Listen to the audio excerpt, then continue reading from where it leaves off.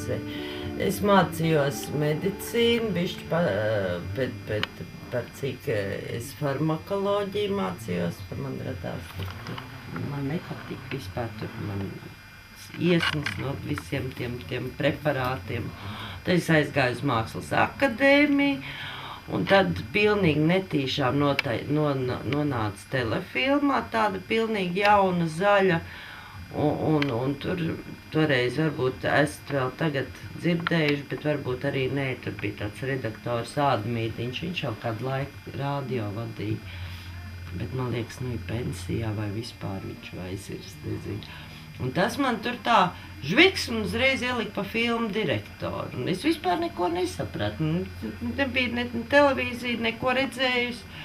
Un tad es nostrādāju tur kādu 4 gadi pa filmu direktoru, kamēr telefilmu taisījās ciet. Tas tur kādreiz tajā baznīcā bija, uz Mārupas ielā. Tur, un tad tur strādāja arī viena tāda, kas bija no kinostudijas atnāks, viņa saka, nu ejam uz kinostudiju atpakaļ. Tā mēs atnācām, tas bija 82. gadā. Es par rekvizītoru strādāju. Un tad 3 bērni pa vidu.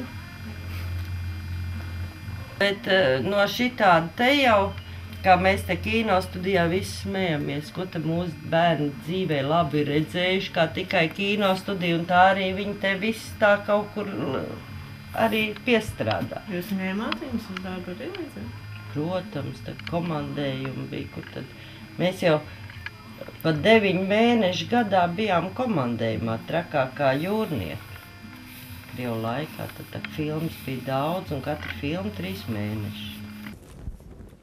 Tad nav tā bailīgi? Nē, nemaz.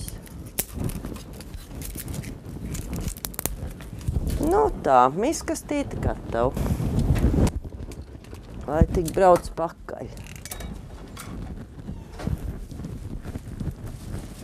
Kas tur nav? Vai manu mīlulīti, nu čau! Beidzot, tad tu man... Zin kā, izdarām šitā, lai tas ir Ziemassvētki. Ak, Dievs! Paldies! Priecīgi, bet es domāju, ka... Jā, sveiki! Labrīt! Automāti nāk. Man arī, es visu mūžu aizkadru, man ļoti patīk aizkadrā, bet kadrā galīgi ne. Tas bija dokumentālais kino un tikai. Mēs taisījām par Lita Beire, bija toreiz viņa tikko sāka baletu dejot. Tad mēs taisījām par... Bija tāda filma Vadā tikai meitenes, ļoti interesanta. Tas bija par jaunām milicenēm. Tāda bija.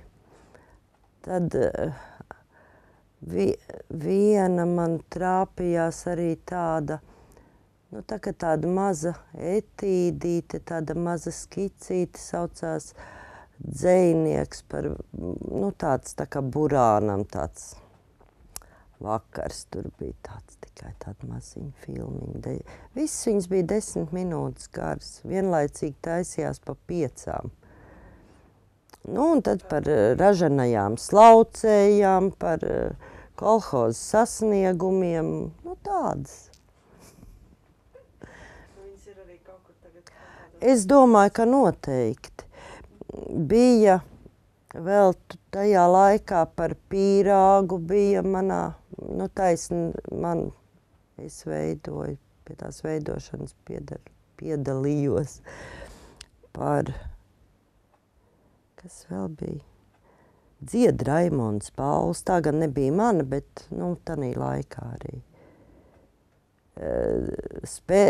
Dzied un spēlēja Raimonds Pauls, bet, nu, viņš tikai spēlēja, dziedāja. Es pat īsti nezinu, kam šitā kaut kāda mafīta staiga. Visu dienu kaut kādu mafiju filmē.